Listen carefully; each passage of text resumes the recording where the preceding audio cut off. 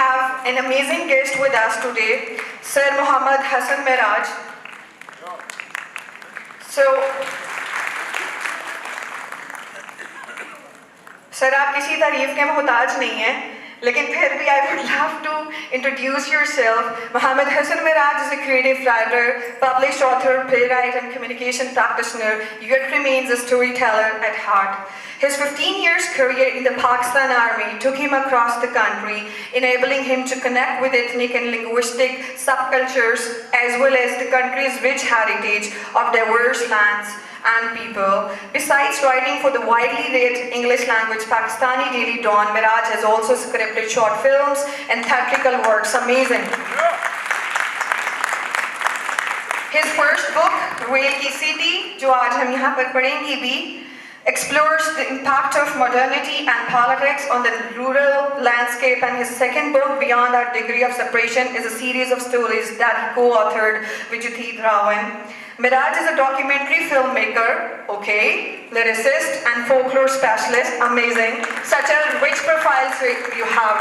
His film, I Am Hazara, was a queen at the International Exile Film Festival and renowned Museum of World Culture in Sweden, Goethe. In 2019, Miraj wrote Sazish 1951, a theatrical work that contemporized the nuanced political history of Pakistan in the formative decades of 1950 and deconstructing the poetic journey of Faiz Ahmad Faiz. Miraj pursued the graduate studies in media, communication and development at London School of Economics and Political Science, and is a graduate of National Defence University and of Pakistan Military Academy. Currently working with a London-based strategic advisory firm, he divides his time between the United Kingdom and Pakistan. Thank you so very much, sir, for coming here. So I would request you to come on stage, please. Now I would like to call Madam Warda Shehzadi, who is a coordinator, Amrita Pritam Baitak, and who is taking these initiatives to promote culture and literature in Gujranwala.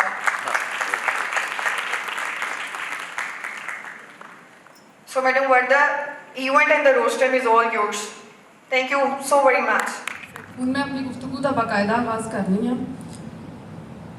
ਇਹ meat ਦੀ author session series ਹੈ ਜਿਹੜੀ ਅਮ੍ਰਿਤਾ ਪ੍ਰੀਤਮ ਬੈਠਕ ਦਾ ਇੱਕ initiative ਹੈ. ਗੁਫ਼ਤਗੂ ਦੋ ਜ਼ੁਬਾਨਾਂ 'ਚ ਹੁੰਦੀ ਰਹੇਗੀ, कभी उर्दू कभी पंजाबी, ठीक है. गुजरांवाला के इलाके गुरु नानकपुरे में पैदा होने वाली अमृता प्रीतम को आज कौन नहीं जानता. उसके बदन से जन्म लेने वाली नज़में, गीत और कहानियाँ फसादात की मुख्तलिफ दस्तावीज़ के तौर पर हम सब के दिलों पर नक्श हैं. हाँ, मगर वो ख़ुद किस खाक का ख़मीर थी, इसका तज़किरा कम ही होता है. यूँ समझिए, हमारी ये अमृता प्रीतम बैठक ना सिर्फ अमृता की धरती गुजरांवाला का अपनी अजीम बेटी को खिराज तहसीन पेश करना का एक बहाना है, बल्कि इसकी तख्लीकी मेरास को कड़ी दर कड़ी आने वाली नस्लों से जोड़ने की एक कोशिश भी है.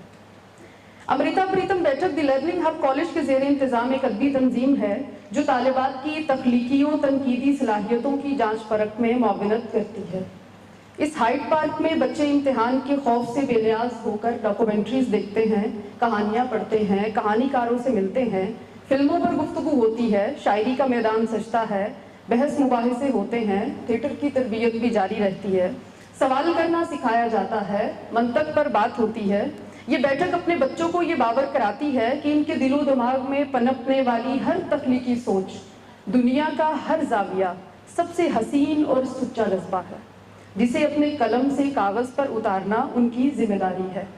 तालिबात अपने यही लिखते स्टडी सर्कल में बैठकर सुनाती हैं, जिन पर गुफ्तगू होती है, नोक पलक संवरती है, और यूँ वो लिखत द लर्निंग हब के अदबी मजल्ले का हिस्सा बन जाती है. इस तरह अमृता प्रीतम बैठक में उस्ताद और शागिर्द अपने रिवायती बंधन से मावरा होकर बराबरी की सतह पर इस डुअल लर्निंग प्रोसेस का फाल रुकन बनकर फ़ख्र महसूस करते हैं. आज की जो सीरीज़ है हसन मिराज के साथ, ये मीट दी ऑथर की अमृता प्रीतम बैठक का यही इनिशिएटिव है कि हम ज़्यादा से ज़्यादा सीख सकें दो बदू मिल के. अच्छा, हूँ तुहाडे वाल आउणे आ. हाँ जी, ठीक हो गया. सब तो पहले तो मैं तुहाडे वास्ते एक नज़म रखी है. बहुत शुक्रिया. ठीक है, वो मैं तुहानू डेडिकेट करना चाहांगी. नज़्म सैयद मुबारक शादी। मुसन्निफ है, कहानी उसने लिखी है, सभी किरदार उसके हैं, कोई मुजरिम, कोई मुलजिम, कोई मासूम है, लेकिन सभी अंदाज उसके हैं। हिदायतकार भी खुद है, उसी के हर इशारे पर अदाकारों ने किरदारों को इतनी जांफिशानी से निभाया है कि एक लिखी कहानी को हकीकत कर दिखाया है। मगर इस दास्तां का आखिरी मंजर क़यामत है। मुसन्निफ आप मुनसिफ बन गया आखिर।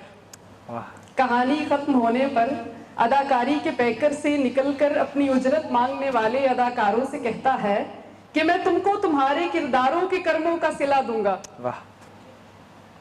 अदाकारों के पैकर से निकलकर अपनी उजरत मांगने वाले अदाकारों से कहता है कि मैं तुमको तुम्हारे किरदारों के कर्मों का सिला दूंगा। अदाकारों को मुनसिफ के रवैये से फकत इतनी शिकायत है कि मुनसिफ खुद मुसन्निफ था, कहानी उसने लिखी थी, सभी किरदार उसके थे। बहुत अच्छे, बहुत अच्छे।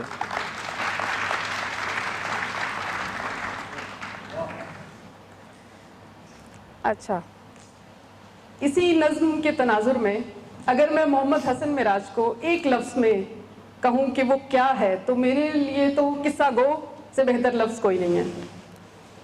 आज की जो हमारी गुफ्तगू है वो भी किस्से कहानियों पे मुश्तमिल होगी।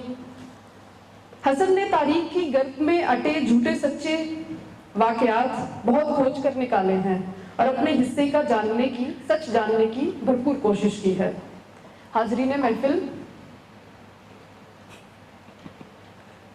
मैं पहले कुछ अर्ज कर चुकी हूँ। हाज़रीन महफिल, सच और झूठ तो खुद रिलेटिविटी के इश्तिहारे हैं, तो फिर ये कहानियाँ क्या हैं? तारीख के पन्नों को अपनी ऐनक से पढ़ने की एक कोशिश या कुछ और? हसन अब तो खुद कहानीकार हैं, किस्सा गो हैं, तो हमें आप बताइए कि क्या कहानी इंसान की बका के लिए ज़रूरी है? अगर नहीं है तो क्यों नहीं है, और अगर है तो क्यों है? जी, अस्सलाम वालेकुम। कहानी से इंसान का, सॉरी थोड़ा सा पहले कैलिब्रेट कर लूँ कि मैं कहाँ, मुझे अपनी आवाज़ दोबारा खुद सुनाई दे रही है, तो मैं आई कैन रियलाइज़ आप लोगों के लिए कैसा होगा। कहानी का इंसान से बहुत गहरा ताल्लुक़ है। मैं ये समझता हूँ, और कई दफ़ा ये बात अब तो बिल्कुल दोहराई भी जा चुकी है, कि शायद इंसान की बका में जितना किरदार कहानी ने अदा किया है, यही कहानी आगे चल के तारीख़ बनती है, यही कहानी इंसान में मुख्तलिफ़ तरह के जज्बात करती है। आप ये देखिए कि एक आंगन में एक दरख्त है, और उस दरख्त से हर शख्स की, घर के हर शख्स की मुख्तलिफ़ याद वाबस्ता है। एक बाप है जिसने अपनी बेटी को रुखसत करके सबसे पहले उस दरख्त के आंगन में आके बैठना है।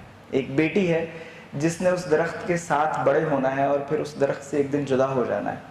एक नौजवान बेटा है जिसे जब मोहब्बत होगी पहली बार, तो वो उस दरख्त के साथ सरशार होकर कुछ ना कुछ गुनगुनाएगा। एक लड़की है जो वो बात जो मोहब्बत में वो कहना चाहती है, किसी से नहीं कह पाती, वो सिर्फ उस दरख्त से कहेगी। सो बहैसियत मजमूई इंसान का सारा सफ़र कहानी का सफ़र है। कुछ कहानियाँ हमारी माएँ हमें सुनाती हैं ताकि हम बहादुर बन सकें। कुछ कहानियाँ ऐसी होती हैं जो मिर्ज़े जैसे वरियाम को भी बुज़दिल कर देती हैं। सो मैं समझता हूँ कि इंसान का सारा भेदभाव जो है वो कहानी से जुड़ा है। यही कहानी घूम फिर के कभी मज़हब का रख इख्तियार कर लेती है, यही कहानी घूम फिर के किसी अक़ीदे का नारा बुलंद करती है, यही कहानी घूम फिर के कोई सबक बन जाती है, यही कहानी घूम फिर के कोई निसाब में ढल जाती है। तो और इसी तरह ये एक जगह से दूसरी जगह, एक ज़माने से दूसरे ज़माने में, एक मकाम से दूसरे मकाम का सफ़र तय करती है। और आई थिंक दैट्स इट। मैं कोई इंटरव्यू ਤੁਹਾਡਾ ਦੇਖ ਰਹੀ ਸਾਂ ਜਿਹਦੇ ਤੇ ਤੁਸੀਂ ਕਹਾਣੀਆਂ ਦਾ ਲਿੰਕੇਜ ਦੱਸ ਰਹੇ ਸੋ, ਸਦੀਆਂ ਦਾ ਜਿਹੜਾ ਸਫ਼ਰ ਹੁੰਦਾ ਹੈ ਉਹਨਾਂ ਦਾ ਕਹਾਣੀਆਂ ਦਾ ਐਂਡ ਉਹੀ ਹੁੰਦਾ ਹੈ। ਜੀ ਜੀ ਜੀ, ਉਹਦੀ ਵਜ੍ਹਾ ਇਹ ਹੈਗੀ ਹੈ ਕਿ ਜਿਵੇਂ ਤੁਸੀਂ ਫੋਕਲੋਰ ਕੋਈ ਵੀ ਦੇਖ ਲਓ ਤੇ ਉਸ ਫੋਕਲੋਰ ਦਾ ਇੱਕ ਟੈਂਪਲੇਟ ਹੈ। ਤੁਸੀਂ ਹੀਰ ਜਿਹਦੇ ਵਾਸਤੇ ਅੱਜ ਅਸੀਂ ਇਹਦੇ ਇਕੱਠੇ ਹੋਏ ਆ, ਹੀਰ ਦਾ ਜਦੋਂ ਤੁਸੀਂ ਦੇਖੋ ਤਾਂ ਉਹਦਾ ਇੱਕ ਸਟਾਰਟ ਪੁਆਇੰਟ ਹੈ, ਠੀਕ ਹੈ ਯਾਰ, ਆਨ ਸਾਨੂੰ ਸਵਾਲ ਕੀਤਾ ਕਿ ਸਾ ਹੀਰ ਦਾ ਨਵਾਂ ਸੁਣਾਈਏ ਜੀ, ਤੇ ਉਸ ਤੋਂ ਬਾਅਦ ਫਿਰ शुरू हो जाता है अव्वल हम खुदा दा विरद कीता, इश्क कीता च जग दा मूल मियाँ, पहले आप खुदा ने इश्क कीता। ਉਸ ਤੋਂ ਬਾਅਦ ਇੱਕ ਪਾਰਟ ਜਿਹੜਾ ਵੇ ਉਹ ਟ੍ਰਾਂਸੈਂਡ ਹੁੰਦਾ ਹੈ ਤੇ ਉਸ ਤੋਂ ਬਾਅਦ ਨਾਤ ਸ਼ੁਰੂ ਹੋ ਜਾਂਦੀ ਹੈ। ਉਸ ਤੋਂ ਬਾਅਦ ਫਿਰ ਅਗਲੀ ਮੈਨ ਕਿ ਪਹਿਲੇ ਇੱਕ ਰਿਲੀਜੀਅਸ ਰਾਈਮਸ ਹੈਗੇ ਨੇ, ਉਸ ਤੋਂ ਬਾਅਦ ਫਿਰ ਪਲਾਟ ਡਿਵੈਲਪਮੈਂਟ ਹੈਗੀ ਹੈ, ਫਿਰ ਕਹਾਣੀ ਸ਼ੁਰੂ ਹੁੰਦੀ ਹੈ, ਫਿਰ ਕਹਾਣੀ ਦੇ ਕਿਰਦਾਰ ਜਿਹੜੇ ਨੇ ਉਹਨਾਂ ਦਾ ਤਾਰਫ ਹੈਗਾ, ਉਹਨਾਂ ਦੀ ਬੁਣਤਰ ਹੈਗੀ ਹੈ, ਫਿਰ ਕਹਾਣੀ ਦੇ ਵਿੱਚ ਜਿਹੜਾ ਹੈ ਨਾ ਉਹ ਲੈਸਨਸ ਹੈਗੇ ਨੇ, ਲੇਅਰਸ ਹੈਗੀਆਂ ਨੇ। ਜਿਵੇਂ ਤੁਸੀਂ ਬੱਚਿਆਂ ਨੂੰ ਕਹਾਣੀ ਸੁਣਾਉਂਦੇ ਹੋ ਕਿ ਬਈ ਉਹ ਇੱਕ ਇੰਝ ਹੈਗਾ ਸੀ ਤੇ ਝੂਠ ਨਹੀਂ ਬੋਲਣਾ ਚਾਹੀਦਾ, ਉਹਦੇ ਚੋਂ ਲੈਸਨ ਡਰਾ ਕਰ ਲੈਂਦੇ ਹੋ। ਇਹ ਕੋਈ ਵੀ ਕਹਾਣੀ ਵੱਡੀ ਉਦੋਂ ਹੁੰਦੀ ਹੈ ਜਦੋਂ ਉਹ ਡਿਫਾਈ ਕਰ ਦਿੰਦੀ। ਮਿਸਾਲ ਦੇ ਤੌਰ ਤੇ ਵਾਰਿਸ ਸ਼ਾਹ ਹੋਰਾਂ ਆਖਿਆ ਵੇ ਇਹ ਜਿਹੜਾ ਕਿ ਜਿਹੜੀਆਂ ਲੈਣ ਉਡਾਰੀਆਂ ਨਾਲ ਬਾਜ਼ਾਂ, ਜਿਹੜੀਆਂ ਲੈਣ ਉਡਾਰੀਆਂ ਨਾਲ ਬਾਜ਼ਾਂ, ਉਹਨਾਂ ਚਿੜੀਆਂ ਦੀ ਉਮਰ ਹੋ ਚੁੱਕੀ, ਉਹਨਾਂ ਹਿਰਨੀਆਂ ਦੀ ਉਮਰ ਹੋ ਚੁੱਕੀ ਪਾਣੀ, ਜਿਹੜੀਆਂ ਲੈਣ ਉਡਾਰੀਆਂ ਨਾਲ ਬਾਜ਼ਾਂ ਉਹ ਬੁਲਬੁਲਾਂ ਨਿੱਤ ਮਰੇਂਦੀਆਂ ਨੇ, ਉਹਨਾਂ ਹਿਰਨੀਆਂ ਦੀ ਉਮਰ ਹੋ ਚੁੱਕੀ ਪਾਣੀ ਸ਼ੇਰ ਦੀ ਜੂੰ ਜੋ ਪੀਂਦੀਆਂ ਨੇ, ਸਦਾ ਮੰਗਨ ਸੁਹਾਗ ਦੀਆਂ ਉਹ ਖੈਰਾਂ ਜਿਹੜੀਆਂ ਨਾਲ ਬਹਾਦਰਾਂ ਵਹਿੰਦੀਆਂ ਨੇ।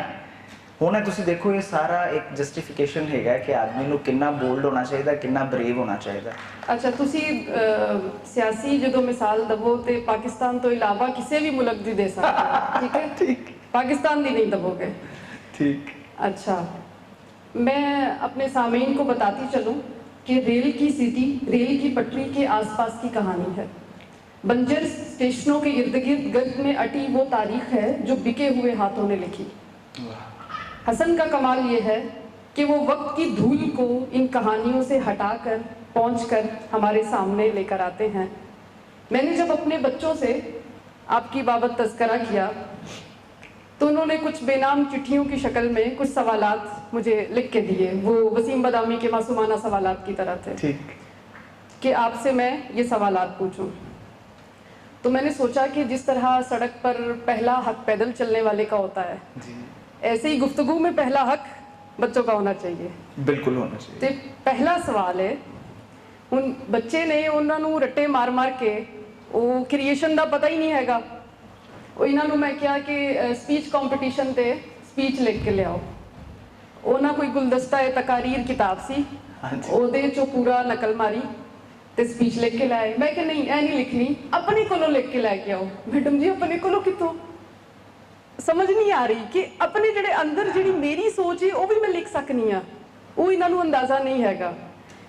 ਤੇ ਤੁਸੀਂ ਇਹਨਾਂ ਨੂੰ ਜ਼ਰਾ ਦੱਸੋ ਕਿ ਆਪਣੇ ਦਿਲ ਦੀ ਗੱਲ ਕਿੰਝ ਲਿਖੀ ਦੀ ਹੈ। ਅੱਛਾ, ਇਹ ਆਮ ਤੌਰ ਤੇ ਹਰ ਬੰਦਾ ਇਹ ਚਾਹੁੰਦਾ ਹੈ ਕਿ ਜਿਹੜੀ ਗੱਲ ਉਹ ਮਹਿਸੂਸ ਕਰੇ ਉਹ ਕਰ ਲਵੇ, ਠੀਕ ਹੈ? ਤੁਸੀਂ ਇਹ ਦੇਖੋ ਕਿ ਅਸੀਂ ਇਹ ਸਾਰੇ ਜਿਹੜੇ ਤੁਸੀਂ ਇੱਥੇ ਬੈਠੇ ਹੋ, ਤੁਸੀਂ ਸਾਰੇ ਦੁਆਬੇ ਦੇ ਲੋਕ ਹੋ। ਦੁਆਬੇ ਦੇ ਲੋਕ ਜਿਹੜੇ ਦੋ ਦਰਿਆਵਾਂ ਦੇ ਦਰਮਿਆਨ ਵੱਸਦੇ ਨੇ। ਇੱਕ ਗੱਲ ਇਹ ਵੇ, ਇੱਕ ਸਿਆਣਿਆਂ ਨੇ ਗੱਲ ਆਖੀ ਹੈ ਕਿ ਬਈ ਜਿਹੜਾ ਬੰਦਾ ਦਰਿਆ ਦੇ ਨਾਲ ਰਹਿੰਦਾ ਵੇ ਉਹ ਗੱਲ ਬਾਤੀਆ ਹੁੰਦਾ ਹੈ, ਉਹ ਗੱਲ ਚੋਂ ਗੱਲ ਕੱਢੇਗਾ, ਠੀਕ ਹੈ? ਯਾਨੀ ਕਿ ਅਸੀਂ ਇਹੋ ਜਿਹੇ ਲੋਕ ਹਾਂ ਜਿਨ੍ਹਾਂ ਨੇ ਸਾਰਾ ਦਿਨ ਕੋਈ ਨਾ ਕੋਈ ਗੱਲ ਕਰਨੀ ਹੈ। ਸਾਡੇ ਤੇ ਟੈਲੀਫੋਨ ਜਿਹੜੇ ਨੇ ਉਹਨਾਂ ਦੇ 25 ਵਾਰੀ ਇਹੀ ਗੱਲ ਹੁੰਦੀ, ਹੋਰ ਸੁਣਾਓ ਕੀ ਹਾਲ ਹੈ, ਹੋਰ ਫਿਰ ਕੀ ਹਾਲ। ਯਾਨੀ ਕਿ ਬੁਨਿਆਦੀ ਜਿਹੜਾ ਕੰਸਟਰਕਟ ਹੈਗਾ ਵੇ ਸਾਡੀ ਸੁਸਾਇਟੀ ਦਾ ਉਹ ਗੱਲਬਾਤ ਦੇ, ਠੀਕ ਹੈ? ਅਸੀਂ ਆਪਣੇ ਰੋਜ਼ਮर्रा ਦੇ ਵਿੱਚ ਬਹੁਤ ਜ਼ਿਆਦਾ ਬੋਲੀਦਾ, ਬਹੁਤ ਜ਼ਿਆਦਾ ਖਾਈਦਾ ਵੀ ਹੈ, ਬਹੁਤ ਜ਼ਿਆਦਾ ਬੋਲੀਦਾ ਵੀ ਹੈ। ਐਸੇ ਲੋਕਾਂ ਨੂੰ ਮਜਬੂਰ ਕਰ ਦਿੱਤਾ ਜਾਂਦਾ ਹੈ ਕਿ ਬਈ ਤੁਸੀਂ ਬਾਕੀ ਤੇ ਸਾਰੀਆਂ ਗੱਲਾਂ ਕਰਨੀਆਂ ਨੇ, ਇਹ ਗੱਲ ਨਹੀਂ ਕਰਨੀ। ਤੋਤਿਆ ਮਨ ਮੋਤਿਆ ਤੂੰ ਇਸ ਗਲੀ ਨਾ ਜਾ, ਇਸ ਗਲੀ ਦੇ ਜੱਟ ਬੁਰੇ ਉਹ ਲੈਂਦੇ ਫਾਈਆਂ ਪਾ। ਹੁਣ ਤੋਤਾ ਜਿਹੜਾ ਉਹ ਕਹਿੰਦਾ ਹੈ ਕਿ ਮਾਂ ਮੈਂ ਜਿਉਂਦਾ ਮੈਂ ਜਾਗਦਾ ਤੂੰ ਚੱਲ ਘਰ ਮੈਂ ਆਉਂਦਾ। ਬੰਦੇ ਨੇ ਤੇ ਗੱਲ ਕਰਨੀ ਹੈ, ਉਹ ਜਿਹੜੀ ਗੱਲ ਹੈ ਉਹ ਫਿਰ ਆਪਣਾ ਜਿਹੜਾ ਨਾ ਉਹ ਬਹਾਨਾ ਲੱਭਦੀ ਹੈ, ਹੀਲਾ ਲੱਭਦੀ ਹੈ ਕਿ ਮੈਂ ਕਿਸ ਤਰ੍ਹਾਂ ਕਮਿਊਨੀਕੇਟ ਕਰਾਂ। ਤੁਸੀਂ ਸਾਡੇ ਇੱਕ ਸਮਾਜ ਦੀ ਬਦਨਸੀਬੀ ਦੇਖੋ ਕਿ ਕਿੱਡਾ ਵੱਡਾ ਸਾਡਾ ਇਹ ਮਤਲਬ ਅਲਮੀਆ ਹੈ ਕਿ ਸਾਡਾ ਸਭ ਤੋਂ ਵੱਡਾ ਜਿਹੜਾ ਇੱਕ ਲਿਖਣ ਪੜ੍ਹਨ ਵਾਲੇ ਲੋਕ ਨੇ, ਸਮਝਦਾਰ ਲੋਕ ਨੇ, ਸਟੈਚਰ ਵਾਲੇ ਲੋਕ ਨੇ, ਤਾਰੜ ਸਾਹਿਬ ਕਹਿੰਦੇ ਨੇ ਕਿ ਮੈਂ ਉਹ ਨਹੀਂ ਲਿਖ ਸਕਿਆ ਜੋ ਮੈਂ ਲਿਖਣਾ ਚਾਹੁੰਦਾ ਸਾਂ। It's a moment of reflection. ਸਾਨੂੰ ਸਭ ਨੂੰ ਸੋਚਣਾ ਚਾਹੀਦਾ ਹੈ ਕਿ ਅਸੀਂ ਕਿੰਨੀ ਕੁ ਪਾਬੰਦੀ ਲਗਾਈਏ ਕਿ ਸਾਡੇ ਵੱਡੇ ਵੱਡੇ ਤਖਲੀਕਾਰ ਵੀ ਉਹ ਗੱਲ ਕਹਿਣ ਤੋਂ ਗੁਰੇਜ਼ਾ ਨੇ ਜਿਹੜੀ ਉਹ ਕਹਿਣਾ ਚਾਹੁੰਦੇ ਸਨ, ਠੀਕ ਹੈ? ਮਤਲਬ ਬੰਦਾ ਜਦੋਂ ਮੁੱਕ ਜਾਏਗਾ ਫਿਰ ਉਹਦੀ ਜ਼ਿੰਦਗੀ ਗੁਜ਼ਰ ਜਾਏਗੀ। ਹੁਣ ਅਸੀਂ ਫੈਜ਼ ਮੇਲੇ ਕਰੀਦੇ ਨੇ, ਕਿਤਾਬਾਂ ਚੋਂ ਫੈਜ਼ ਨੂੰ ਕੱਢੀਦਾ, ਝਾੜ ਪੂੰਝ ਕਰਕੇ ਪਿੱਛੇ ਲਾ ਲਈਦਾ। ਉਹਨਾਂ ਦੇ ਉਨਕੇ ਇਸ ਸ਼ੇਰ ਦਾ ਇਹ ਮਤਲਬ ਥਾ ਬਈ ਜਦੋਂ ਬੰਦਾ ਕਹਿ ਰਿਹਾ ਸੀ ਉਦੋਂ ਜੇ ਤੁਸੀਂ ਠਹਿਰ ਕੇ ਉਹਦੀ ਗੱਲ ਸੁਣ ਲੈਂਦੇ ਥੋੜਾ ਕੀ ਜਾਂਦਾ। ਲੇਕਿਨ ਅਸੀਂ ਇੱਕ ਐਸਾ ਡੱਕਾ ਲਾ ਦਈਦਾ ਕਹੀ ਜਾਣ ਵਾਲੀ ਗੱਲ ਤੇ ਸੁਣੀ ਜਾਣ ਵਾਲੀ ਗੱਲ ਤੇ ਕਿ ਅੰਦਰ ਹੀ ਅੰਦਰ ਫਿਰ ਬੰਦਾ ਜਿਹੜਾ ਉਹ ਪੈਂਟ ਅਪ ਹੁੰਦਾ ਰਹਿੰਦਾ। ਉਹ ਸ਼ਾਕਿਰ ਨੇ ਆਖਿਆ ਨਾ, ਮੇਰੇ ਕੋ ਆਪਣਾ ਦੁੱਖ, ਮੇਰੇ ਕੋ ਤੈਂਡਾ ਦੁੱਖ, ਮੇਰੇ ਕੋ ਹਰ ਮਜ਼ਲੂਮ ਇਨਸਾਨ ਦਾ ਦੁੱਖ, ਜਿਹੜੇ ਮਰ ਗਏ ਹਨ ਉਹ ਮਰ ਗਏ ਹਨ, ਮੇਰੇ ਕੋ ਜ਼ਿੰਦਾ ਕਬਰਸਤਾਨ ਦਾ ਦੁੱਖ। ਵਾਹ ਵਾਹ, ਬਹੁਤ ਅੱਛੇ। ਅੱਛਾ, ਤੁਸੀਂ ਜਿਹੜੀ ਗੱਲ ਕੀਤੀ ਕਿ ਦੁਆਬੇ ਦੇ ਲੋਕ ਗੱਲਬਾਤ ਵਾਲੇ ਨੇ, ਲੇਕਿਨ ਉਸੇ ਹੀ ਸੋਸਾਇਟੀ ਤੁਸੀਂ ਦੇਖੋ ਤੇ ਡਾਇਲੌਗ ਤੇ ਹੈ ਹੀ ਨਹੀਂ। ਹਾਂਜੀ, ਮਤਲਬ ਮੋਨੋਲੌਗ ਹੈ ਸਾਡੇ ਬਿਲਕੁਲ। ਡਰਾਮੇ ਤੋਂ ਲੈ ਕੇ ਸਾਡੀ ਸੋਸਾਇਟੀ, ਮਤਲਬ ਪਿਓ ਦੇ ਅੱਗੇ ਤੋਂ ਬੋਲਣਾ ਨਹੀਂ, ਇਹ ਮੋਨੋਲੌਗ ਹੈ। ਬਿਲकुल। ਇਹ ਕੀ ਤਜ਼ਾਦ है? अच्छा, ये जो बोलना नहीं है, इसका ताल्लुक सिर्फ इस चीज़ से नहीं है कि आपने फलां रिश्ते में फलां के आगे नहीं बोलना। ये कभी कभार मैं अपनी अगर बात करूं, मैं इस मुल्क में नहीं रहता तो मैं ये देखता हूं कि जिन लोगों ने अपना देश छोड़ दिया है, आप कभी महसूस करेंगे आपके भी जो रिश्तेदार बैरून मुल्क से तशरीफ़ लाते हैं वो बोलने के हड़क में मुब्तला होते हैं। वो चाहते हैं कि वो बोलते रहें और आप बैठ के सुनते रहें। तो बोलने की ये जो पाबंदियां हैं, इनमें से कुछ तो ऐसी हैं जो कि बहुत स्ट्रक्चर्ड हैं। बाप के आगे नहीं बोलना, उस्ताद के आगे नहीं बोलना, जिससे ये होता है कि दो तरफा राब्ता जो है उसके इम्कानात मसदूद हो जाते हैं। एक तरफ से बात कही जा रही है, दूसरी तरफ से सुनी नहीं जा रही, बस उसको ओबे किया जा रहा है। ऐसा करने से फिर ये चीज़ें पेंट अप होती हैं। इसकी बड़ी दिलचस्प आउटकम है। आउटकम इसकी ये है कि जब हमने कह दिया है कि भाई तुमने फलाने के आगे नहीं बोलना, तुमने सियासत के बारे में बात नहीं करनी, तुमने समाज के बारे में बात नहीं करनी, तुमने इस बारे में बात नहीं करनी, तो फिर हम इस सारी चीज़ से देखें क्या निकलता है। इस सारी चीज़ से फिर जुगत निकलती है। बहुत से लोग हैं जो समझते हैं कि जुगत एक बड़ी, बहुत से लोगों का तहकीर आमेज़ रवैया है कि यार ये जुगत भी कोई चीज़ है। लेकिन कभी आप बैठ के गौर कीजिएगा कि जुगत किसी को लगाना, जुगत समझना और उस जुगत को एंजॉय करना, ये सारे का सारा बड़ा क्रिएटिव प्रोसेस है। बिल्कुल, वाह वाह। अच्छा, एक सवाल है कि आपकी किताब है रेल की सीटी, मगर हमने तो कभी रेल का सफ़र किया ही नहीं, इसके रोमांस से तो हम वाकिफ़ नहीं हैं, तो इस तहजीब से हम खुद को कैसे रिलेट करें? अच्छा, होता ये है कि जैसे बहुत सी चीज़ें ऐसी हैं जो आपने कभी देखी नहीं होती, लेकिन आपके कानों में पड़ी होती हैं कभी ना कभी। वो आपकी एक इज्तिमाई और इनफरादी दोनों यादाश्तों का हिस्सा बन जाती है। आपकी विजुअल मेमोरी में कहीं ना कहीं वो मौजूद होती है, आपको पता होता है। मिसाल के तौर पे आप में से किसी को भी अगर मैं ये कहानी सुनाऊं कि एक शहज़ादी बहुत खूबसूरत थी, आप में से तकरीबन 80% लोगों के जहन में अगला ख्याल ये आएगा कि लें अब देव आने वाला है जिसको उठा के ले जाएगा। ठीक है, ऐसा ख्याल आपके जहन में इसलिए आया कि आप बचपन से ये कहानियाँ सुनते चले आए हैं। ठीक है, किसी ने आपको बैठा के वो कहानियाँ नहीं सुनाई, आपको उतनी फुर्सत नहीं मिली, लेकिन कहीं ना कहीं आपके कान पड़ी आवाज़ें आती रहती हैं। लिखने वाले का काम ये होता है और पढ़ने वाले के हिस्से में ये बात आती है कि जब वो कहीं से वो चीज़ पिक करता है तो फिर ये दोनों जो चीज़ यादाश्त में मौजूद है और जो चीज़ मुशाहिदे में सामने आई है, ये जब मिलती है तो फिर एक इमेजरी क्रिएट होती है। अच्छा, अगला बच्ची का सवाल है कि आपने पहली तहरीर कब लिखी थी और वो शौक़ लिखने पढ़ने का कहाँ से हुआ? जी, अब इसका एक तो जवाब है कि बचपन से मैं टीवी पे देखता था तो मुझे बहुत अच्छा लगता था। अच्छा। लेकिन ये इसका वो मुझे नहीं याद कि मेरी पहली मैंने क्या लिखा। मैं अभी भी समझता हूँ मैंने कोई सिग्निफिकेंट चीज़ नहीं लिखी। जो मैं लिखना चाहता हूँ वो मैं नहीं लिख सकता। लेकिन आई थिंक यहाँ पे जवाद भाई बैठे हुए हैं और PF कॉलेज सरगोदा से मेरा ताल्लुक़ है। मैं खुशकिस्मत हूँ कि मुझे वहाँ तालीम हासिल करने का मौका मिला और बहुत बड़े बड़े लोग थे वो वहाँ, जिन्होंने हमारे अंग्रेज़ी के उस्ताद इस बारे में ख़ास तारीफ़ के मुस्तहिक़ हैं।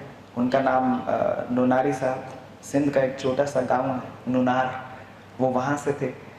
उन्हें इल्म था सारी क्लास सो रही होती है और उनकी बहुत मुझ पर मेहरबानी है कि मैं अकेला जाग रहा होता था। और मैं इसलिए नहीं जाग रहा होता था कि नूनारी साहब बहुत दिलचस्प बातें कर रहे होते थे, मैं उस वक्त कोई चिट्ठी लिख रहा होता था किसी को। तो नूनारी साहब जो थे वो इस दौरान मुझे देख के बताते रहते थे, मैं उन्हें देख के सीखता रहता था। तो एक दफ़ा मेरे जहन में ये ख्याल आया कि जो ये बता रहे हैं मुझे वो भी लिख लेना चाहिए। तो ये मेरी एक तरह से पहली तहरीर है और फिर बस ऐसे। एक किताब से नकल है और बेसियों किताबों से नकल PhD की रिसर्च है। जी ठीक है, तो आपकी जो किताब है रेल की सीटी, ये तख्लीक और तहकीक का इम्तिजाज है। ٹھیک ہے. تو کچھ بتائیے کہ تخلیق کیا ہے اور اس کا لنک تحقیق کے ساتھ کیسے لنک اپ ہوتا ہے. ہمارے ہاں کیا ہوتا ہے جب ہم جیسے تاریخی ناول لکھتے ہیں, بیڑا گرک ہو جاتا ہے تاریخ کا, اور ناول کی بھی ٹیکنیک بالکل ختم. لیکن یہ اتنا خوبصورت پروز ہے کہ میں ذاتی طور پہ آپ سے پوچھنا چاہوں گی کہ کس طرح سے مینیج کیا تحقیق اور تخلیق دونوں چیزوں کو. بالکل ٹھیک ہے. کتاب لکھتے وقت میرے ذہن میں ایک, چونکہ پہلی بات تو ایک ڈسکلیمر ہے کہ یہ کتاب کے طور پہ نہیں لکھی گئی, اس کے پیچھے کوئی سپیریئر پرپز نہیں تھا. یہ ایک دفعہ ایک قسط چھپ گئی, اس کے بعد پھر ایک معمول بن گیا, اور پھر یہ سلسلہ تقریباً 55 ہفتوں تک چلا, اور پھر سنگ میل والوں نے اسے کتاب میں جمع کر کے چھاپ دیا. تو لیکن یہ ہے کہ جب بھی میں کچھ لکھ رہا تھا یا کچھ لکھ رہا ہوتا ہوں, میرے لاشعور میں ایک یہ بات ہوتی ہے کہ میں کوئی ایسی بات نہ لکھ دوں جو کہ سچ نہ ہو, پہلی بات. اور دوسری بات یہ کہ اس سے کسی شخص کو ٹھیس نہیں پہنچنی چاہیے, کسی پڑھنے والے کو. اب یہاں آپ سوال کر سکتے ہیں کہ آپ بہت سے مروجہ سیاسی تاریخی جو نظریات ہیں ان کے بارے میں بحث اٹھانا چاہتے ہیں. میں بحث اٹھانا چاہتا ہوں, لیکن میں کسی بھی شخص کو ہرٹ نہیں کرنا چاہتا, بیکاز میری میں ایک چیز کہنا چاہتا ہوں, لیکن اگر میرے کہنے کی جو ارج ہے وہ اتنی بڑی نہیں ہے, کسی شخص کی حسیات یا اس کی محسوسات وہ زیادہ ضروری ہے. یہ میں نے جا بجا اس کو نوٹس کیا ہے. ریل کی سٹی میں بالکل ایک زمانی سا جملہ آپ پاس کرتے ہیں اور اس کے بعد فوراً سے اپنی منزل پہ, بالکل نہیں چوکتے کہ ادھر سے ادھر بھٹک جائیں. اچھا, ریل کی سٹی میں کہانیاں ہیں پری پارٹیشن اور پوسٹ پارٹیشن پنجاب کی. یہ تاریخ کی وہ کہانیاں ہیں جو کہیں مسمار ہو گئی, کہیں دب گئی تو کہیں بک گئی. اگر ملتی بھی ہیں تو کٹی پٹی حالت میں. ہمارے یہاں تاریخ کو سنبھالنے کا رواج تو ہے نہیں. یہاں پر ہر کہانی ملبے کے ڈھیر سے کھوجنی پڑتی ہے. آپ کا یہ کھوج کا سفر کیسا تھا, جو کس بار آپ اس کو لکھ رہے تھے؟ اچھا, اس کا ایک بہت بڑا حصہ تو ایسا ہے جو کہ اسی سائٹ کا ہے. یہ راوی چناب کوریڈور ہے, اور اس کے بعد جہلم چناب کوریڈور ہے.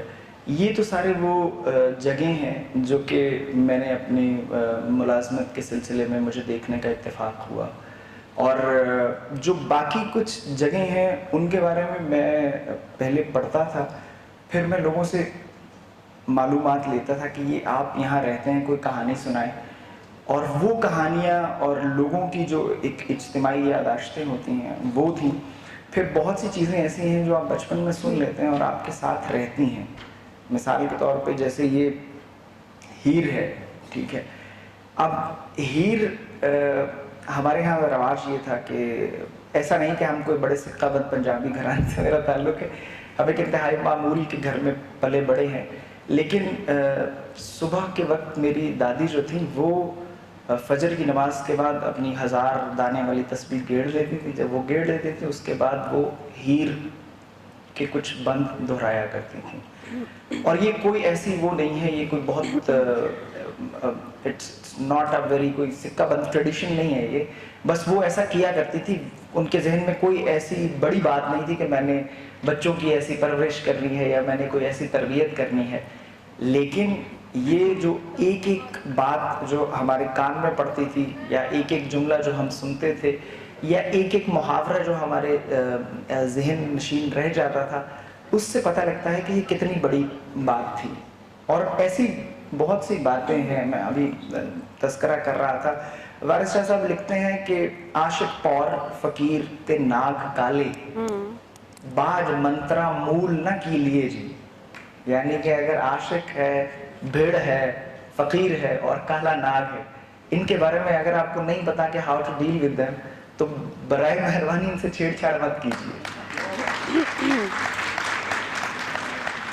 اچھا, میں بہت سے ایسے ناولوں اور سفر ناموں کے نام لے سکتی ہوں جو اس جگہ پہ گئے نہیں لیکن انہوں نے لکھ دیا ہے. جی جی, یہ آپ کا کمال ہے کہ آپ نے پورا اس کو بیلنس کیا ہے ریسرچ کے ساتھ.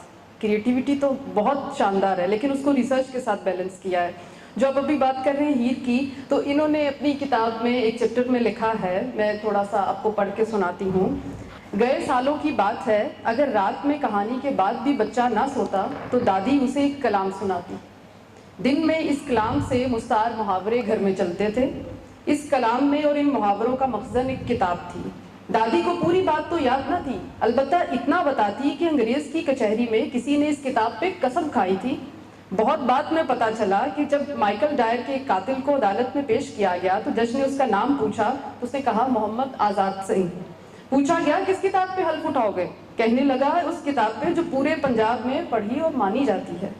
यूं पहली बार किसी ने हीर पे हल्फ उठाया था। तकद्दुस की इस रिवायत का नाम वारिस शाह है। तो पूछना ये चाह रही हूँ कि मैंने जैसे फारसी बान जो घराने हैं उनमें देखा है कि उनकी सवेर का आगाज़ होता है मसनवी से रूमी की, और ऐसे ही हमारे मैंने बहुत सारे इमनाबाद में एक बाबा जी मिले, कोई 106 साल उनकी उम्र थी, 2 साल पहले की बात है। तो हीर उनको ज़ुबानी याद थी, और ये सुबह की ट्रेडिशन थी, रोज़ का लोगों का मामूल था कि वो कुरान की तरह ही हीर पढ़ा करते थे। ये कहाँ पे आके ये वो जो एक रिवायत टूटी है, इसके बारे में कुछ बता दीजिए। ये रिवायत कहाँ टूटी है इसके बारे में, इसकी ज़ाहिर है तहज़ीब के उस नुक्ते का बिल्कुल सही अंदाज़ा लगाना तो करीब नामुमकिन है। अलबत्ता ये हुआ है कि जब हमारे मामूलात एक एक करके बिखरना शुरू हो गए तो उसके बाद अब वो बूढ़े हैं, वो अगर हमारे जो बूढ़े हैं वो ज़्यादातर वक्त अपना हकीकत टीवी और सदीक जान के साथ गुजारना पसंद करते हैं। तो जब उनके पास वक्त नहीं है और इन जो हमारे बच्चे हैं उनके पास वक्त नहीं है ये सुनने का कि ये क्या बात हो रही है। ऐसा नहीं है कि मतलब जब हम बड़े हो रहे थे तो हम बहुत अच्छे बच्चे थे, ऐसा बिल्कुल नहीं है। लेकिन जब एक चीज़ आपके यहाँ बड़ी बाकायदगी से और तसलसल के साथ इस्तेमाल हो रही है तो आपको भी क्यूरोसिटी होती है कि ये क्या बात हो रही है। मिसाल के तौर पे बाबा वारिस शाह लिखते हैं, राज खान दियाँ सारियाँ मस्तियाँ ने आटे लगन ते तबले पटाख देने। बड़ी मामूली बात है ये। आपका अगर कहीं मौका आपको मिले तो आप देखेंगे कि तबला बजाने वाले जब तबले की बीट कम हो जाती है तो उसके ऊपर, अब तो खैर वो उस तरह से डालते हैं, लेकिन उसके ऊपर आटा छिड़कते हैं। इसका मतलब ये है कि जब आटा लगता है तो तबला जो है उसकी बीट गहरी होती है। इसका एक दूसरा जो इम्प्लाइड मतलब है वो ये है कि जब इंसान सरशारी के सफ़र से गुजरता है, जब उसका पेट भर जाता है, जब उसके पास वसाइल की दस्तयाबी बहुत ज़्यादा हो जाती है, कहने वाले कहते हैं कि तहजीब तब ईजाद होती है जब आदमी की भूख खत्म हो जाती है। अब देखें वारिस शाह कितनी बड़ी बात कर रहे हैं, और ये बात आज से तकरीबन 80 साल पहले वारिस शाह ये बात कर रहे हैं। 1722 से लेकर 1798 इनका पीरियड है, ठीक है। वारिस शाह ये बात कर रहा है आज से तकरीबन 250 साल पहले। विल ड्यूरेंट इस बात को कोट कर रहा है आज से 80 साल पहले कि जब भूख ख़त्म होती है तब जो है आदमी फोकस करता है कि कोई ज़ुबान होनी चाहिए, रख रखाव होना चाहिए, हमारे गीत संगीत होने चाहिए। फिर दूसरी बात ये भी है कि हीर जो है वो सिर्फ एक किस्सा नहीं है, it's not just a love story. हीर के अंदर जो नुआंस्ड चीज़ें हैं, छोटी छोटी ऐसी बातें हैं जो कि आपको उस पूरी तहजीब की एक मंजर कशीदी करती हैं। आपको पता लगता है कि उस वक्त लोग कैसी ज़िंदगी गुजारते थे। मैं आप तमाम लोगों से दरख्वास्त करूँगा कि आज जब आप घर जाएं, आपके पास थोड़ा सा वक्त हो तो आप वो नोक झोंक निकाल के पढ़िएगा। ये पॉइंट ऐसा है कि रांझे के वालिद का इंतकाल हो चुका है, चौधरी मौजू का, तकदीर की थी मौजू फौत होया, इस तरह करके ये आगे चलता है मामला। और अब रांझा जो है कि जो कि बड़ा एक पैम्पर्ड सा बच्चा है, उसकी सारी हरकतें उसके घर वालों को प्राइमरीली उसकी भाभीयों को बुरी लगना शुरू हो गई हैं। तो भाभियाँ जो हैं वो आहिस्ता आहिस्ता हर रोज़ कोई हल्की हल्की ढोलकी बजाना शुरू हो गई हैं ताकि रांझा जो है वो यहाँ से चला जाए। एक पॉइंट ऐसा आता है, एक टिप ऑफ पॉइंट है कहानी में, जब Ranjha gets fed up of the soul और वो कहता है कि मुझे अब यहाँ पे नहीं रुकना। तो जाते जाते एक फैसला कुन एक इंटरेक्शन है रांझे का और उसकी भाभीयों का, और उसमें वो 2 बातें अपनी भाभीयों को कहता है जिसके जवाब में फिर भाभीयाँ उससे एक डिमांड करती हैं। वो उनको कहता है कि तुसा छतरे मर्द बना देते सप रस्सियाँ दे करे डारियो नी, राजे भोज दे मुंह लगाम दे के चढ़ दौड़ियाँ हो टूने हारियो नी।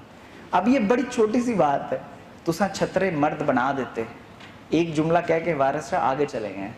लेकिन अगर आप पंजाब की तारीख़ से वाकिफ़ हैं तो ये जो बात है तुसां छतरे मर्द बना देते, ये एक तो इशारा है कि मेरे भाई जो हैं वो तुम लोगों की बातें सुन सुन के बिल्कुल छतरे बन गए हैं, यानी कि बिल्कुल अपनी सोचने समझने की सलाहियत उनकी मफकूद हो गई है। और दूसरा इसका मतलब जो है वो किस्सा पूरन भगत से मुस्तार लिया गया है, जहाँ पे एक बहुत बड़े कैरेक्टर को जादू के ज़ोर पे छतरा बना दिया जाता है। जिसके जवाब में उसकी भाभियाँ जो हैं वो उसको ताना देती हैं कि अगर तुम इतने अच्छे हो तो जाके सियालों की हीर ब्याह के ले आओ। और सिर्फ यहाँ वो इख्तिताम नहीं करती, वो उसको कहती हैं कि जे नाल ना टुरे थे कोठों टपा ले आएंगे, यानी कि अगर वो तुम्हारे साथ नहीं आती तो तुम ऐसा करना कि उसको भगा के ले आना, क्योंकि हीर उस वक्त काफ़ी मारूफ थी। एक और छोटा सा डिस्क्लेमर ये भी है कि बहुत से लोग इसके ऊपर एक और सवाल भी उठाते हैं कि माई हीर का जो किरदार है वो काफ़ी बाकिरा खातून थी, उनका इस किस्से से कोई ताल्लुक़ नहीं था, लेकिन ये उस वक्त की पॉलिटिक्स थी कि नौल जो एक छोटा कबीला है वो ये चाहते थे कि हीर की वजह से सयाल इतने, यानी कि वही पुराना किस्सा, औरत की वजह से पूरी बरादरी को इतना बदनाम कर दिया जाए कि वो कोई भी बड़े ओहदे के लिए कंटेस्ट ना कर सके। सो उस इलाके की भी, जिस तरह किसी भी जंग में होता है कि आखिरी मैदान जंग की आखिरी जो फतेह या शिकस्त होती है वो औरत की बाबत होती है। बहुत शुक्रिया। आपने लिखा पंजाब की हिजरत अजीब हिजरत है, जो इस मिट्टी को एक दफ़ा छोड़ता है उसे ज़िंदगी में दूसरी बार भी देश निकाला मिलता है। लकीर के दोनों पार हिजरत दर हिजरत का ये कर्ब है, और अगर देखा जाए तो बंटवारा हुआ भी पंजाब का है। बंगाल तो अलग हो गया जो हम बात कर रहे थे। तो क्या मिट्टी की इस तकसीम ने हमें इसी वजह से इंटेलेक्चुअल बैरननेस के मूजी मर्ज में मुब्तला किया है कि सुल्तान बाहू का जंग लश्कर के जंग में बदल गया, और आज हमारे बच्चों को महमूद गजनवी, बिन कासिम और तुगरल गाजी का तो पता है, मगर रंजीत सिंह को तो हमारे बच्चे नहीं जानते, राय अहमद खां खरल का तो नाम कोई नहीं लेता आज। तो ये जो एक इंटेलेक्चुअल जो एक बंजरपन हमारे अंदर आया, इसकी वजह क्या तकसीम थी? मैं इसकी वजह सिर्फ तकसीम को नहीं कहूँगा, फिर तकसीम को याद करने के अपने अपने नोशंस हैं। हमारे यहाँ अगर आप किसी सरकारी व नीम सरकारी महफिल में ये कह दें कि ये तकसीम थी तो लोग बुरा मान जाते हैं, वो कहते हैं ये आज़ादी थी। मेरी जब हिंदुस्तान या पंजाब भी, मतलब हिंदुस्तान का जो पंजाब है, वहाँ जब भी किसी से बात हुई है वो इसके लिए तकसीम का लफ्ज़ नहीं इस्तेमाल करते, वो इसको वंड दा उजाड़ा कहते हैं। अब आप इस लफ्ज़ से जो दर्द कशीद होता है उसका अंदाज़ा कीजिए, यानी कि वंड दा उजाड़ा, उनके हिसाब से सब कुछ बर्बाद हो गया जब यहाँ के लोग उठ के वहाँ चले गए और वहाँ के लोग उठ के यहाँ आ गए।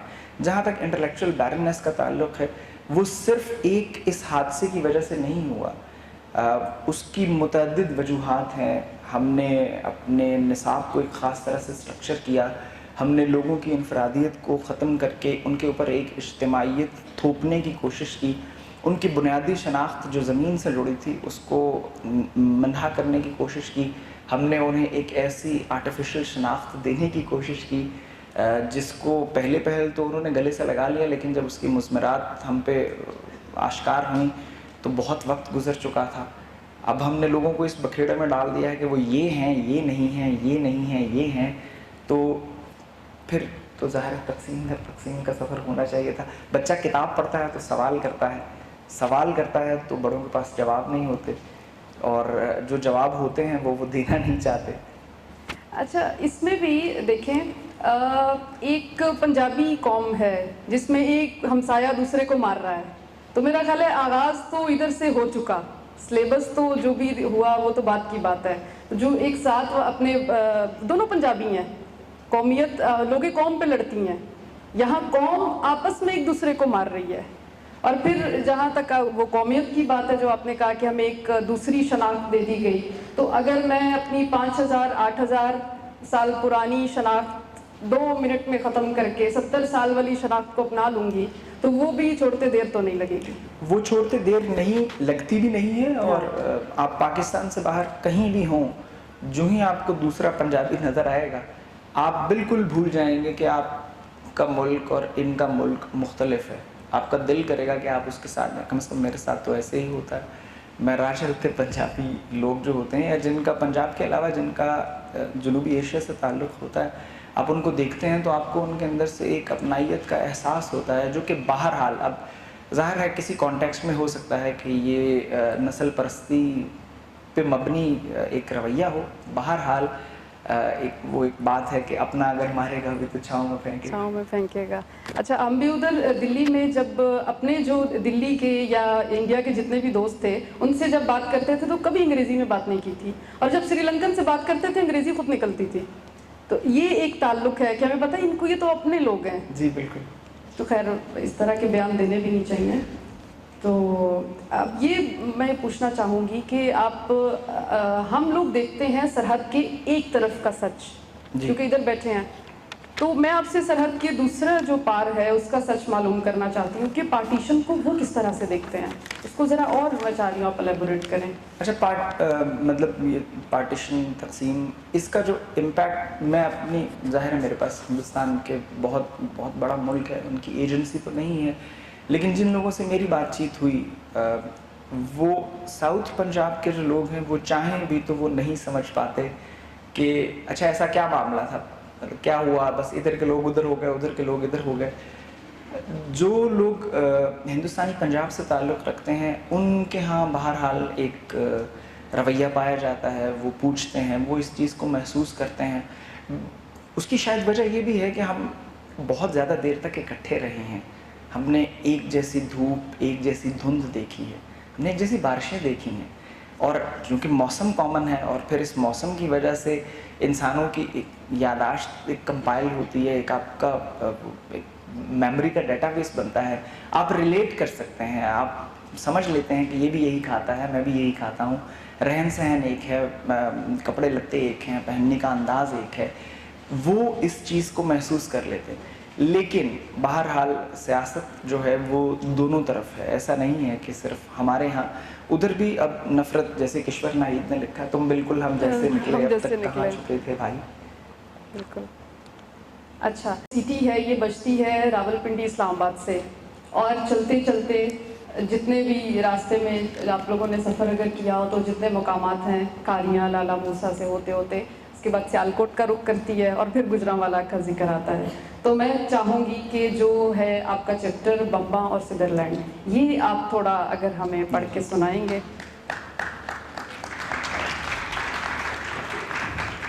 صرف جو بریکٹ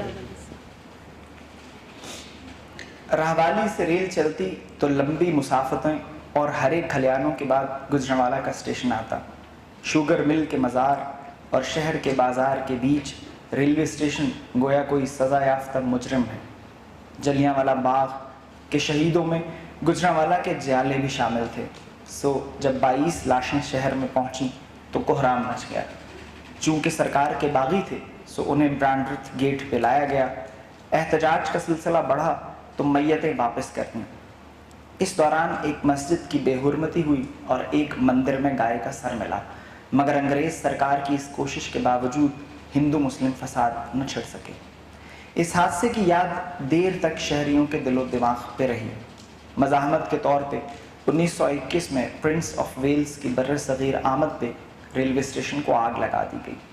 دورہ تو جیسے تیسے کر کے بھگت گیا، مگر حکمرانوں نے باغیوں کو مزہ چکھانے کا فیصلہ کیا اور شہر سے دور ریلوے اسٹیشن تعمیر کیا.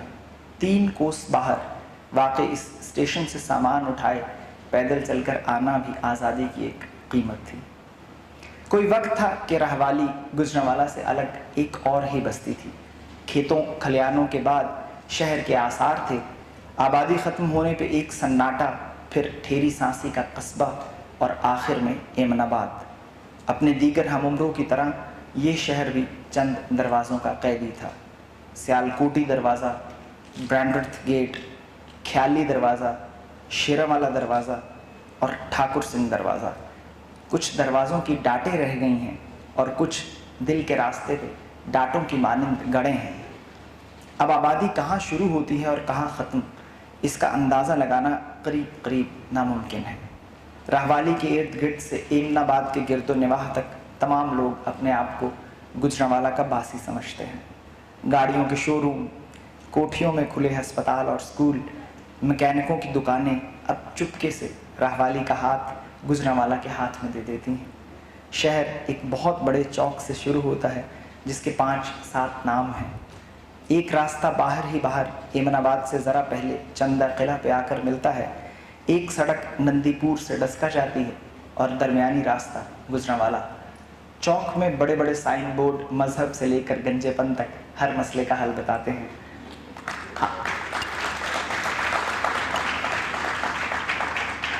آغاز میں ہی کلائمیکس آباد کا نگر ہے. 100 سال پہلے محنت کی راس لے کر یہ جفاکش کھوکھر اس بستی میں آئے تھے. بھٹی کے شولوں پہ گھوڑوں کی نالوں سے فونڈری کے پلانٹس تک کا سفر بہت طویل تھا، مگر یہ حوصلہ ہارنے والے لوگ نہیں تھے. سو شہر کے ساتھ ساتھ ترقی کرتے گئے اور لوہا کوٹتے کوٹتے پنکھے اور ٹرانسفارمر بنانے لگے. 1922 میں قائم ہونے والا یہ کارخانہ گجرانوالہ کی پہلی انڈسٹری تھی. اب شہر میں ہوائی جہاز سے کم سب کچھ بنتا ہے. واہ، اتنا ہی کیا؟ ٹھیک کنٹینیو کریں. اچھا کنٹینیو کرنا، سوری. گجرانوالہ ایک کہانی نہیں بلکہ داستان سرائے ہے. چونکہ شہر انسانوں کا تعارف ہوا کرتے ہیں اور انسان شہروں کو شناخت عطا کرتے ہیں، سو گجرانوالہ کا دامن بھی ایسے بہت سے موتیوں سے خیرہ ہے. یوں تو شہر کئی صدیوں سے آباد ہے اور مورخ کالی داس کو بھی یہیں کا باسی بتاتے ہیں، مگر دستاویزی تاریخ اس کا ناطہ پرتیہار گوجروں سے جوڑتی ہے. کوئی اسے سانسی گوجروں کی آماجگاہ بھی بتاتا ہے کہ کسی سردار نے 10-12 گاؤں اکٹھے کیے اور ان کا نام خانپور سانسی رکھ دیا.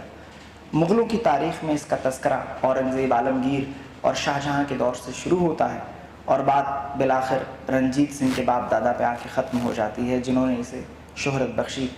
گجرانوالہ کا موجودہ نقشہ ہری سنگھ نلوا نے بنایا تھا. شہر کی کہانی آگے بڑھانے سے پہلے ایک اور کہانی سنانا ضروری ہے.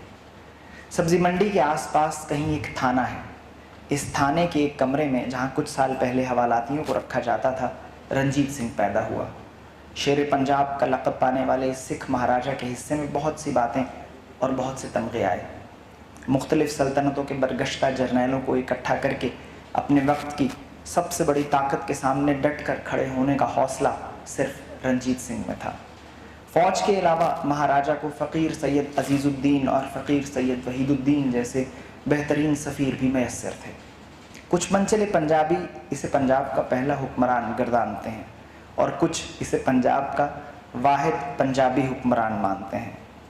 2 دریاؤں کے درمیان حکومت شروع کرنے کے بعد مہاراجہ نے آہستہ آہستہ اپنی سلطنت کا دائرہ کار اتنا وسیع کیا کہ تاریخ آج 12 مسلوں کے بارے میں بھی بولتی ہے اور سکر چاکیہ خاندان کا حال بھی سناتی ہے. ستلج سے ہمالے تک کا سارا علاقہ جس میں 5 دریا اور کشمیر کی پہاڑیاں شامل تھیں، سکھ دربار کے زیر نگین تھا. گجرانوالہ کی ہی ایک جند کور کا تذکرہ شیر پنجاب کے کان پڑا تو اس نے رشتہ بھیج دیا اور یوں رانی جندہ مہاراجہ کی سب سے چھوٹی بیوی بن کر لاہور چلی آئی. مہاراجہ سورگ باش ہوا تو باقی کی رانیاں ستی ہو گئیں، مگر ننھے دلیپ سنگھ کے سبب مہارانی زندہ رہیں. خالصہ دربار میں قصے کہانیوں جیسی لوٹ مار مچ گئی. انگریزوں کی نظر دلیپ سنگھ پہ تھی، لہٰذا اسے انگلستان بھیج دیا گیا جہاں لاگن صاحب نے اس کی پرورش کی. ادھر مہارانی اپنے بیٹے کی ایک جھلک دیکھنے کو ترستی رہی اور ادھر دلیپ سنگھ ہر صبح عیسیٰ کے گلے کی کہانی سنتا رہا. کچھ 13 برس بعد جب مہاراجہ دلیپ سنگھ تاج برطانیہ کی اجازت سے کلکتے پہنچا تو کچھ دیر تک ماں کو پہچان ہی نہیں پایا. جن آنکھوں نے پنجاب کا عروج دیکھا تھا اب دھندلا گئی تھیں. دلیپ سنگھ ماں کو لے کر واپس انگلستان چلا آیا. پھر اگست کی ایک صبح مائی صاحب کنگسٹن میں انتقال کر گئیں. یہ 1860 تھا مگر کہانی ابھی ختم نہیں ہوئی. 6 ماہ تک رانی جندہ کا جسد خاکی مقامی قبرستان میں پڑا رہا. تب کہیں جا کر دلیپ سنگھ کو اجازت ملی اور وہ ہندوستان آیا. پنجاب جانے کی اجازت اب بھی نہیں تھی، سو ناسک میں آخری رسومات ادا کی. خاک مگر اب بھی اپنی جگہ پہ نہیں پہنچی تھی. واپسی پہ دلیپ سنگھ نے ایک مصری راہبہ سے شادی کی اور اس کی اولاد میں سے ایک بمبا صوفیہ دلیپ سنگھ تھی. 20ویں صدی کی پہلی دہائی میں بمبا نے بالآخر ہیمپٹن کوٹ کو خیرباد کہا اور لاہور میں رہائش اختیار کر لی. یہیں اس نے ڈاکٹر ڈیوڈ سدرلینڈ سے شادی کی جو کنگ ایڈورڈ میڈیکل کالج کے پرنسپل تھے. 1924 में बिलाखिर पोती को इजाज़त मिली कि वो दादी की राख को लाकर लाहौर रंजीत सिंह की समाधि में रख सके। रंजीत सिंह की ये पोती मॉडल टाउन के एक बंगले में रिहाइश पजीर हुई जिसका नाम उसने गुलजार रखा। तकसीम के मौके पे इस शहजादी की कैफियत उस बाप की सी थी जिसके सामने उसकी जायदाद उसके बच्चों में बट रही हो और वो ज़मीन की हवस में एक दूसरे के खून के प्यासे हुए हों। कर्नल सदरलैंड के इंतकाल के बाद महारानी ने करीम बख्श सोपरा को बतौर सेक्रेटरी रख लिया, जो घर की देखभाल के अलावा दीगर उमूर भी निपटा दिया करते थे। कहते हैं मलका विक्टोरिया को दिलीप सिंह से ख़ास उन्स था। अब ये मलका की मादरी शफ़क़त थी या कोहे नूर की करामत, मगर वो अक्सर कहा करती कि उसे दिलीप की आंखें बहुत पसंद हैं। बम्बा के हिस्से में बाप की तरफ से नस्ली तफाखुर के अलावा ये आंखें भी आई थी। अब लाहौर के गोरा कब्रिस्तान में एक गुमनाम सी कब्र है जिस पे हर क्रिसमस, ईद, शब बारात और गुड फ्राइडे पीर करीम बख्श सोपरा के बच्चे फूल चढ़ाते हैं। कतबे अंग्रेज़ी में बम्बा की तारीख़ पैदाइश और तारीख़ वफ़ात दर्ज है। महाराजा का नाम भी लिखा है और फ़ारसी का एक शेर भी कंदा है। फ़र्क़ शाही व बंदगी बरखौस्त जो क़ज़ाए नविश्ता आयद पेश, गर किसे खाक मुर्दाबास को नाशनासत तवंगरस दरवेश। जब मौत का बुलावा आता है तो बादशाही और बंदगी का फ़र्क ख़त्म हो जाता है। अगर कोई किसी कब्र को खोल कर देखे तो वो बता नहीं सकेगा कि इस मरकद में कोई खुशहाल दफन था या मफलूकुल हाल।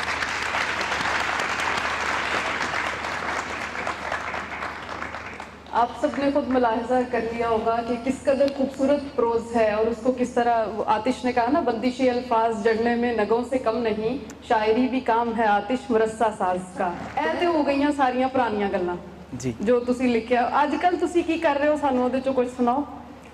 जी मैं आजकल वैसे तो खैर अब इस बात को कहते कहते मैं बूढ़ा हो गया। मैं एक किताब पे काम कर रहा हूँ। ये वर्ल्ड वॉर 1 या जंग अजीम अव्वल में जाने वाले उन पंजाबी सिपाहियों की कहानियाँ हैं जो कि हम में से बहुत से लोगों को नहीं पता। और मेरे जो पब्लिशर्स हैं और जो लोग, बहुत कम लोग जो ऐसा समझते हैं कि मुझे कुछ अच्छा लिखना चाहिए, वो बज़िद हैं कि ये किताब जल्दी से मुकम्मल हो। लेकिन अब कहानी की एक अपना सफ़र है, वो ऐसे कैसे किसी को हाथ से जाने नहीं देती। सो मैं एक कहानी से दूसरी कहानी के दरमियान भटक रहा हूँ, तो आप भी दुआ कीजिए मेरा ये सफ़र आसान हो। इसी मुताले के दौरान मेरा एक किताब मुझे पढ़ने को मिली। ये किताब है the citizen of two worlds. ये कर्नल अताउल्लाह की एक किताब है और इस किताब का उर्दू में तर्जुमा भी हुआ। और ये जो जगह है जहाँ मैं आया हूँ, ये बहुत खूबसूरत जगह मुझे लगी। बहुत अच्छा स्कूल है और सिर्फ स्कूल अच्छा नहीं है, एक जो आप किसी भी खुली और हवादार जगह पे जहाँ पे सवाल उठाने की इजाज़त है, शुकूक व शुबहात को बुरा नहीं समझा जाता, तशकीक जो है उसकी पजीराई है। सो मैं ये चाहता हूँ कि आप सब लोग भी अगर मुनासिब समझें तो वो किताब ज़रूर पढ़ें। ये किताब सिर्फ किताब नहीं है, ये एक उम्मीद से भरी कहानी है। मैंने ये किताब जब पहली दफ़ा पढ़ी तो मैंने कुछ लिखा, फिर उसके बाद कुछ वक्त और गुज़रा और वो इस किताब का उर्दू में तर्जुमा हुआ और ये किताब दोबारा जब छपने के लिए गई तो मैंने कुछ और लिखा। अगर आप मुनासिब समझें तो मैं आपको 2 चीज़ें सुनाना चाहता हूँ। जी बिल्कुल सुनाइए। एक होती है हंगामा खेज़ ज़िंदगी, एक होती है हंगामा खेज़ ज़िंदगी जैसे आप 20वीं सदी की अव्वलीन दहाइयों में पैदा हों, वालिद रेलवे में हो तो दूर उफ्तादा कस्बों में आप रेल की सीटी सुनने की बजाय उसके सुनाए जाने का एहतमाम करें। शहरों से दूरी के सबब हस्पताल या डॉक्टर सिर्फ कलकत्ते से वाबस्ता कोई चीज़ हो।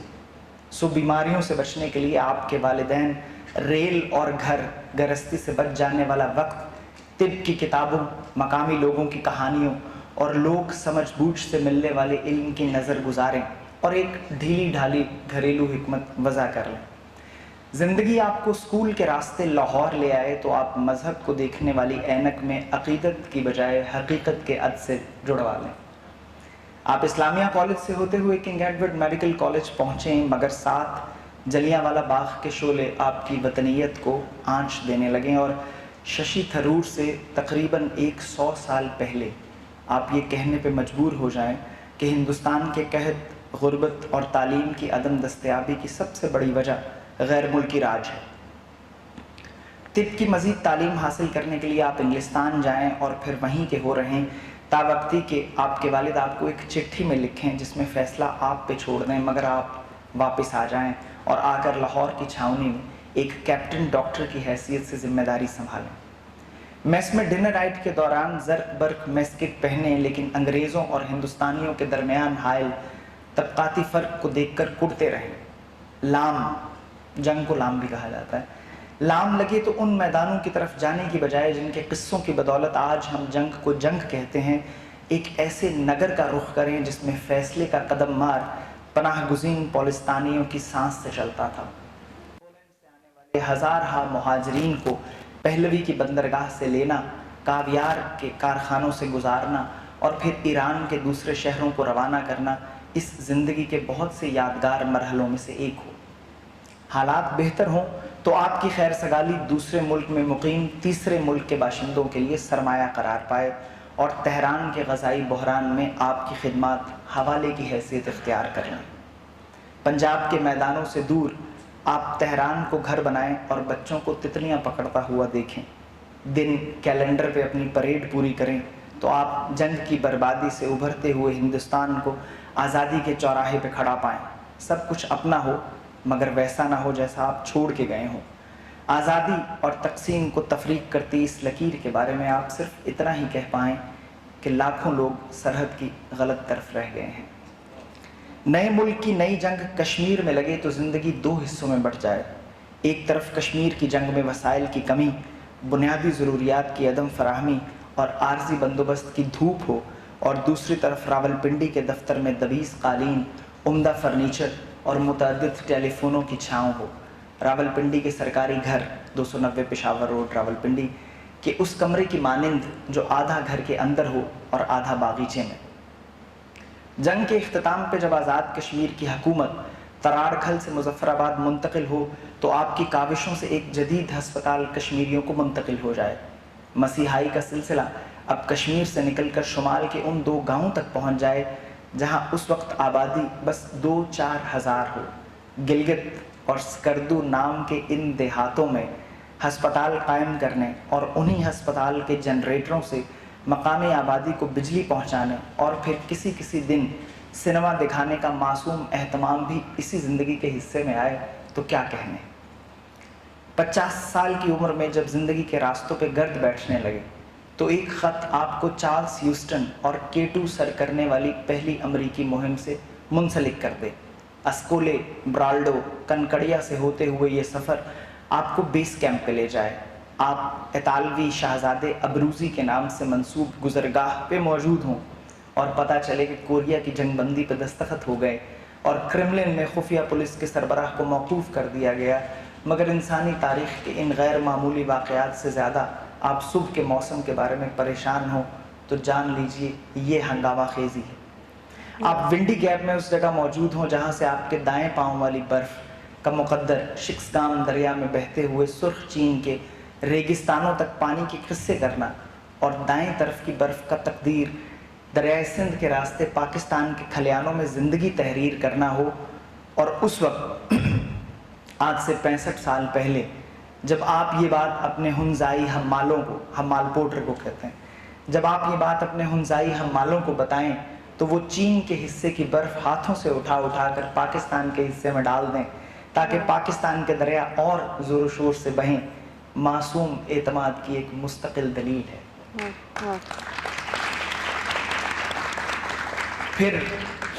پھر ایک ہونی ہوتی ہے۔ نیٹ فلکس کی آمد کے بعد میری فلم بینی میں ایک بچگانہ تغیر در آیا ہے۔ فلم دیکھتے دیکھتے جو ہی کردار کسی حادثے کی جانب بڑھتے ہیں میں یا تو فلم بند کر دیتا ہوں یا منظر سے آگے گزر جاتا ہوں۔ K2 کی اس مہم میں آپ کے ساتھ 7 لوگ شریک تھے۔ چارلس ہیوسٹن کی سربراہی میں امریکی Robert Craig, Dee Molenaar, Arthur Gilkey, George Bell, Peter Schoening اور برطانوی فوجی افسر ٹونی اسٹریتھر۔ جب یہ ٹیم K2 کی چوٹی سے صرف 3 صاف دنوں کی دوری پہ رہ گئی تو پہلے دن موسم خراب ہو گیا۔ دوسرے دن موسم مزید خراب ہو گیا اور پھر اتنا خراب رہا کہ جب ایک شام ٹیم لیڈر چارلس ہیوسٹن نے پہلی بار واپس جانے کا ارادہ ظاہر کیا تو وہ سب پھوٹ پھوٹ کر رو دیے۔ یہ معمولی لوگ نہیں تھے۔ قصبے کمال کن کی تحدیث انہیں اپنے اپنے ادارے، studio, medical practice, laboratory, school اور یونٹ سے گھیر گھار تک کر یہاں تک لائی تھی۔ اس دوران گلکی کی طبیعت خراب ہو گئی۔ چارلس ہیوسٹن نے واپسی کا فیصلہ تو کر لیا، مگر چگوری، کیٹو کو مقامی لوگ چگوری کہتے ہیں، چگوری کا موسم اب انہیں مراجعت کی مہلت دینے سے گریزاں تھا۔ گلکی کی حالت بگڑتی جا رہی تھی۔ بالآخر انہوں نے تمام حفاظتی تدابیر ترک کیں۔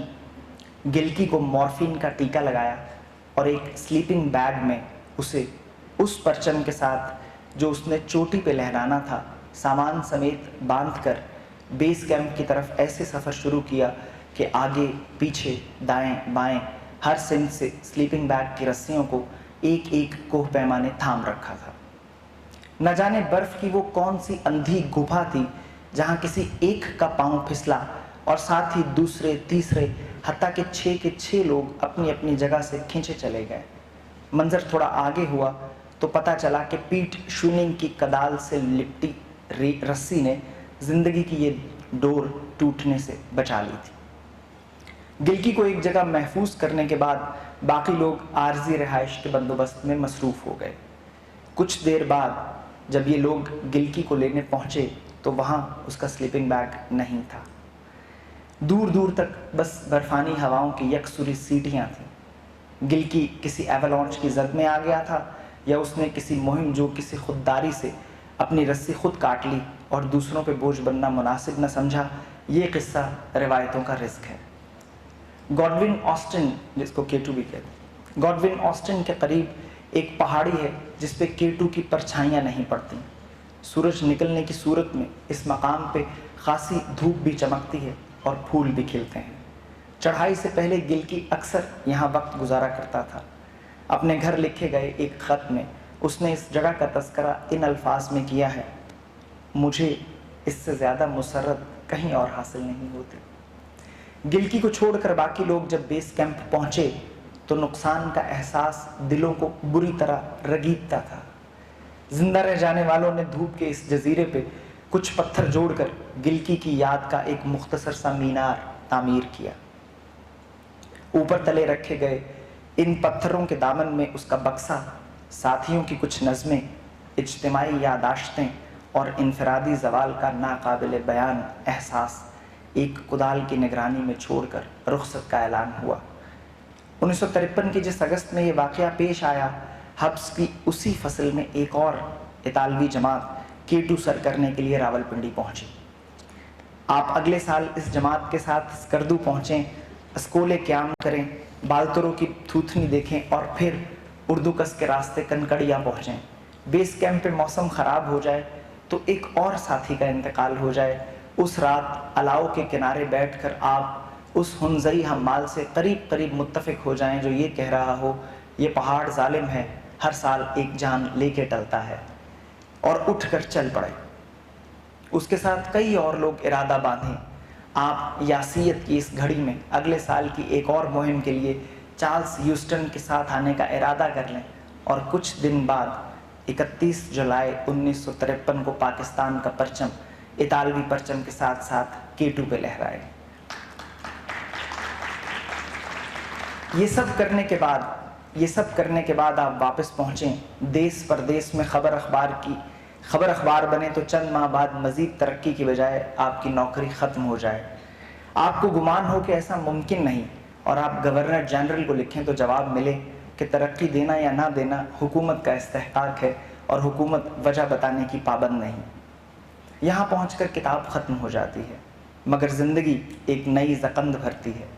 بچوں کی تعلیم، نئے گھر کی تعمیر کے لیے درکار سرمایے کے بندوبست، مستقبل میں روزگار کے امکانات جیسے اندیشوں میں گھرا ہوا ذہن چند غیر معمولی فیصلوں کی بدولت ایک بالکل نئی زندگی گزارتا ہے جس کی ہنگامہ خیزی اوپر لکھی سطور سے کہیں زیادہ ہے۔ پتہ نہیں کافی پلانٹ کے پرلے کونے کی میز پہ ابو بکر نے ایسا کہا تھا یا کوہسار کے قریب ظفر اللہ خان نے یہ نقطہ ہاتھ میں دے دیا کہ 30 کا سن رائگانی کا سن ہے۔ پاکستان میں گزرے کچھ دن، راستے میں عمان کے ساحل پہ گزرے چند گھنٹے، اور گھر پہنچنے کے بعد ہیسٹنگز میں گزرنے والے کئی پل اب رائگانی کا وہ منظر دکھائی دیتے ہیں جن میں امید کسی دور افتادہ جزیرے کا قلعہ نظر آتی ہے، مگر کیا کیجے کشتی کھینے کا یارہ، تو خیر کب کا سمندر برد ہو گیا، منہ زور طوفانوں میں تسخیر کے نئے خواب بھی لہروں کی سپرد ہو گئے ہیں۔ رجائیت کے اس موسم میں اس ہنگامہ خیز زندگی کی تفصیل پتہ چلی، آدھا تذکرہ آپ نے سن لیا، آدھا باقی ہے۔ ہم کتاب پڑھتے ہیں اور کچھ دیر کے لیے کھو جاتے ہیں، لکھنے والے کے اس قافلے میں ہمارا سفر بس تحیر کی ایک قسط ہے۔ لوگ بعد 10 سال کی تصویریں جوڑ جوڑ کر جان رہے ہیں کہ کامرانی کی سلطنت کیسی شاد کام رہی ہے، جبکہ زندگی کا مرفی نامہ جن قصوں کو ترستا ہے وہ اس کتاب کے پوسٹ اسکرپٹ میں ملتے ہیں۔